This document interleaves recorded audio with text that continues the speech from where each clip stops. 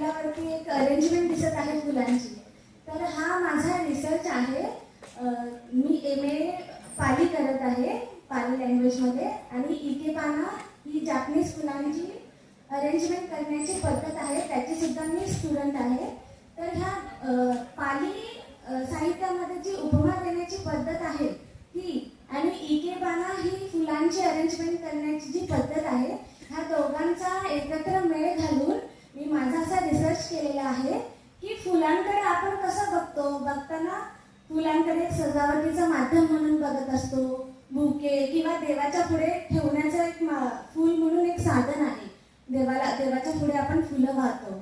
मग असं न बघता फुलांचं सौंदर्यच न बघता ह्या फुलांना एक सिम्बॉलिक मिनिंग सुद्धा आहे, म्हणजे अर्थ निघतात की फुलांच्या रंगाचा काहीतरी अर्थ निघतो. लाल रंगाचा गुलाब प्रेमाचं प्रतीक आहे, पांढऱ्या रंगाचं गुलाब शुद्धता आणि शांततेचं प्रतीक आहे.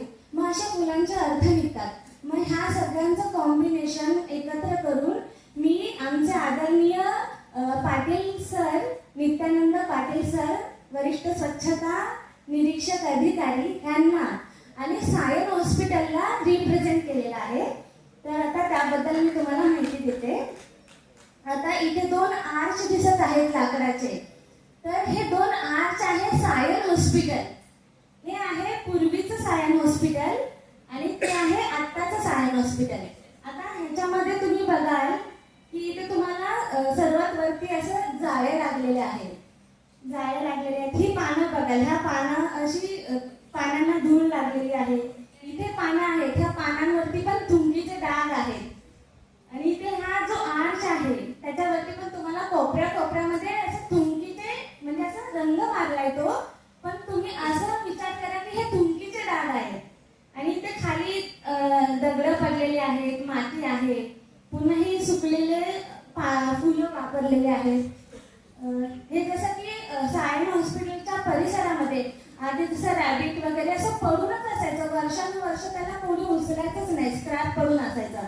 म्हणजे हे जे दाखवलेलं आहे हे पूर्वी सायन हॉस्पिटल कसं होतं, म्हणजे तिकडे अस्वच्छता होती, धूळ होती, जी वर्षानुवर्ष साफसफाई त्याची झालीच नव्हती. डाग पण असेच असायचे, वरवरची स्वच्छता व्हायची पण ते डाग काही निघायचे नाही. म्हणजे असं ते सायन हॉस्पिटल पूर्वीचं होतं. आणि आमचे आदरणीय पाटील सरांनी जेव्हा स्वच्छता निरीक्षक म्हणून इथे कारभार सांभाळला तेव्हा त्यांनी अतिशय कठोर परिश्रमाने, म्हणजे लगेचच कुठल्याच गोष्टी साध्य नाही झाल्या, त्यांना खूप ह्याच्या पाठीमागे सातत्य ठेवावं लागलं, मेहनत घ्यावी लागली. तेव्हा जाऊन बराच मोठा परिणाम आणि बदल घडलेला आहे. तर मी पाटील सरांना ह्या सूर्यफुलाच्या माध्यमातून रिप्रेझेंट केलेलं आहे. हे सूर्यफूल म्हणजे पाटील सर आहे. मी पाटील सरांना सूर्यफूल म्हणूनच का निवडलेलं आहे? सूर्याचं फूल हे सूर्याच्या दिशेनेच फिरत असतं आणि त्यामुळे त्याला तो प्रामाणिकपणा आहे त्याचा सूर्याबद्दलचा, म्हणून त्याला प्रामाणिकपणेचं प्रतीक आणि एकनिष्ठतेचं प्रतीक म्हणून बघितलं जातं सूर्यफुलाकडे. आता आपण फुलच बघतो ना, पण त्यांचे सिंबॉलिक अर्थ प्राचीन काळापासून असे निघतात की तो एकनिष्ठ आहे, सूर्याच्याच प्रती फिरत असतो. आणि हाच एकनिष्ठपणा आणि प्रामाणिकपणा पाटील सरांचा त्यांच्या कामाशी आहे. ते त्यांच्या कामाशी एकनिष्ठ आहेत आणि ते आम्ही ह्या काही महिन्यामध्ये अनुभव घेतलेला आहे. आणि ह्या अनुभवाअंती मी त्यांचं जे व्यक्तिमत्व आहे ते सूर्यफुलाशी कनेक्ट केलेलं आहे. त्यामुळे मी पाटील सरांना सूर्यफुलामधून रिप्रेझेंट केलेलं आहे. मग असे ते 2 सूर्यफुलं म्हणजे 2 वर्षामध्ये झालेला हा बदल मी इथे दाखवलेला आहे. आणि इथे हे ऑरेंज कलरचं हेलिकोनिया आहे.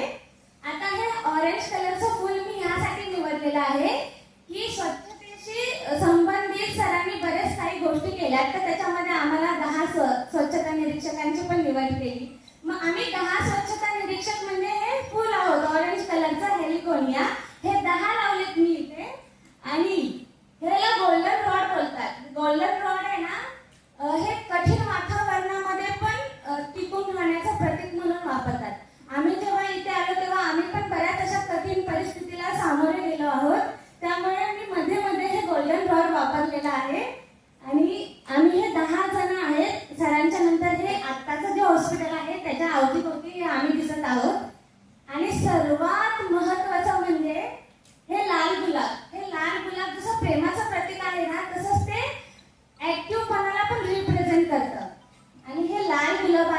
सर्व स्वच्छता कर्मचारी त्यांची सुद्धा त्यांच्या मेहनतीमुळेच आमचं भले हे निरीक्षण आहे की कुठे काय केलं पाहिजे, पण मेहनत आणि हात जे आहेत ना ते त्यांचेच चालू आहेत. तर त्यांना रिप्रेझेंट करण्यासाठी मी लाल गुलाब वापरला आणि त्यांच्या अवतीभोवती पण हे गोल्डन फ्लॉवर आहेत. म्हणजे आमच्यासारखे ते सुद्धा कठीण परिस्थितीचा सामोरेच करत आहेत ना की आता हे असं झालंच पाहिजे, हे असं केलंच पाहिजे. आणि स्वच्छतेमध्ये त्यांचा सुद्धा खूप मोठा हातभार आहे.